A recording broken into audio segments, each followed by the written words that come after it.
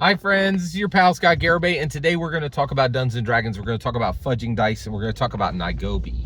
So Knigobi, extremely important Dungeons & Dragons commentator, doing an unbelievable job of connecting with the D&D community, doing a ton of collaborations, just really doing a ton with her channel, a lot more than with her channel than I'm doing with mine. Very impressive, really, hitting the ground running. But she's relatively new, only been doing this about 3 years. I can say that because I've been doing it 10. But very impressive, right? But she recently did a video on should you fudge dice, and I want to talk about it. Okay, so first of all, she got it wrong. You absolutely should never fudge dice for any reason. And this is actually, and so I've already given, now you don't have to watch my other video about Knigobi getting it wrong about fudging dice. You can watch this one because they each have reasons, equally important reasons. So she said, okay, so what did she say about fudging dice? She said, yes, you should fudge dice. You should not fudge dice for narrative reasons, right? You should for important narrative reasons. You should fudge dice to protect your players from unbalanced encounters. And it's your job as a dungeon master to get the balance right? To get the balance on an encounter right? So, and then she used this, justification as a reason why it's okay to fudge dice. First of all, it is absolutely never okay to fudge dice. The dice matter or they don't. If you ever fudge dice once, your players are just waiting for you to lie to them. Your dice don't matter, you're a liar, and your players can't trust you. Period, end of sentence. That's all the reason you need. Those are two reasons right there. That's like, do the dice matter? If they don't, go write your bad novel, right? Like, stop subjecting people to the story you are fulfilling, right? You either play to find out or you play to fulfill. If you ever fudge dice, you are simply playing to fulfill. There is no randomness. There is no value in your story. There is no justification for fudging dice ever, right? Also, can your players trust you? And for Knigobi, the answer is no. They're waiting for her to lie to them. I don't like waiting for anyone to lie to me, right? Like, so it's a bad idea, okay? But that's not even the worst. That's not even the worst part, okay? All right. So she said, that you can fudge dice so that you don't have an imbalanced encounter. First of all, this is an outrageous, critical, fundamental misunderstanding of Dungeons & Dragons at its basis nature. First of all, it is not your job as a dungeon master to present your player characters with balanced encounters. That's ridiculous. You absolutely can have an ancient red dragon roll up on four first level player characters. Well, wait a second, Scott. They can't fight that thing. That's right. And they better realize right out of the gate that they can't fight it, right? And well, what if they don't and they attack it? Well, they're going to die, right? Well, Scott, that's terrible. What, you could have a total party kill. Yes, you could, right? Why is it acceptable to have a total party kill? Well, first of all, everybody has to matter. You have to matter, okay? And get this. You have to matter, the dice have to matter, and the dragon masters have to matter. Their choices have to matter. You don't protect them. They protect themselves, right? And if they don't, then they learn, right? And that learning is outrageously important, okay? First of all, well, Scott, what if they get killed by a red dragon and then never come back to the table? That's supposed to happen, right? If you're not willing to work for Dungeons & Dragons, goodbye. See you later, right? Like, we don't need you here, right? If you don't have enough thick skin to die, right? And of course, yeah. But the thing is, you're going to learn. You're going to learn. That's an ancient red dragon. I'm a first level character. You're going to learn, right? And that learning is extremely important. And this is very important too. This type of what Knigobi is doing is very selfish. She's like, oh, I want these players to be at my table and continue to be at my player. What if I lose them? You're supposed to lose them, right? They're supposed to. It's not just you, right?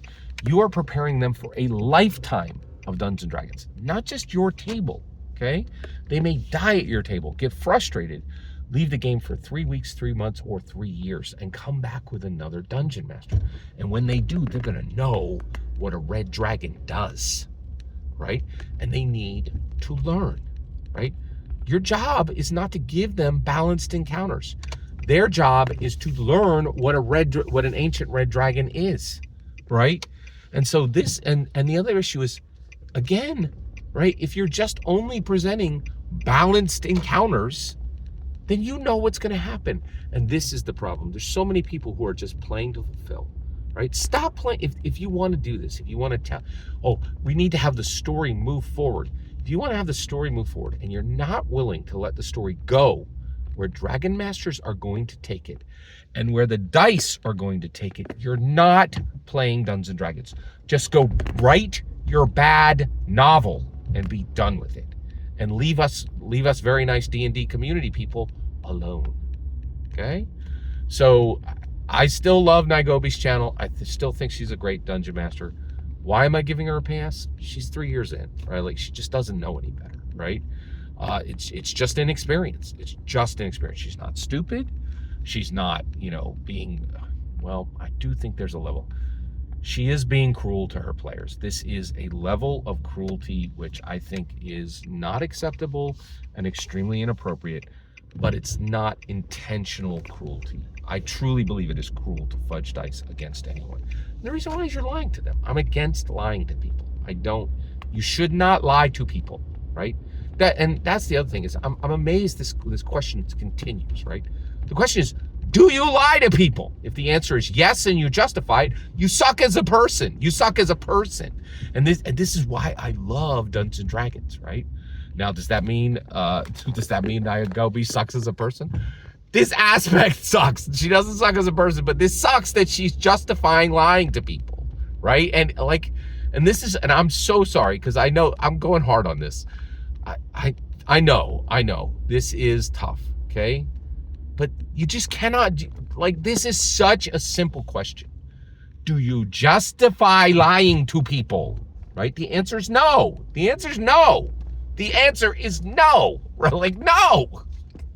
And it gets so deep, right? I'm like, well, why do you know that, Scott, and other people don't? Because I'm an evangelical Christian, right? Like, the whole Bible's like, don't lie to people. Don't lie to people. Don't lie to people, right? And so when I came across the idea of, do you fudge dice? I already know the answer. No, you don't lie to people, right? Like, you don't report, if the number's 4, say 4, right? Like, you don't lie to people. This is so simple. And I can't believe how contortionists people become when the very simple question happens of, do you lie to people? Don't lie to people. Don't lie to people. It sucks in every circumstance. It sucks to be lied to. The other thing is, it makes me wonder if Knigobi's very fortunate has never been lied to, or has never been lied to in a way that hurts. And there are people that I never even thought about. It's such a deep subject. This is why this thing is evergreen and people never shut up about it, right? It's just such a deep topic. Oh my gosh. Oh my gosh. Oh my gosh. Oh my gosh. Oh my gosh. I'm so sorry. I'm so sorry. I'm so sorry. People who fudge dice are people who want to be lied to.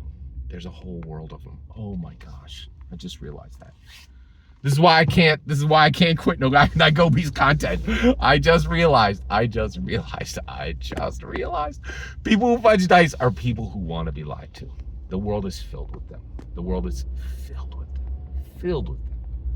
And I think a lot of people do live comfortable lives finding people who will lie to them and eating the lies they're fed, right? And I'm so sorry. I love Knigobi's channel. I think he's a really important voice in the space. And I have to say, I'm so sorry. I apologize, Knigobi. I lost respect for you when you said you fudged dice, right? And I'm so sorry too. I'm so sorry. I'm so sorry. I just this makes me respect people less. The stakes on this are so high, right? And I'm not just the only person saying it. And I know, Scott, it's just a game. Nope, I'm not the only person now saying it's just not just a game. Go over to Family Tabletop. He just said it. He said no. You don't get to pull that card, right? Because if you do, you certainly shouldn't be having a channel about it, right? Nobody's got a Candyland channel, right? And so that's the issue. And I'm sorry, I had an epiphany in the middle of my video. I apologize. I think, yeah, like, don't fudge. And if you are fudging, you're a good person, okay? You just need to realize about yourself, you are a person who desires to be lied to. Just end it.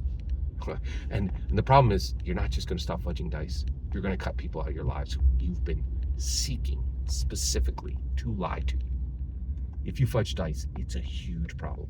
And it's not just a problem at the table, it's a problem beyond the table. And that's why Gary Gygax said, mastering the dungeon and beyond.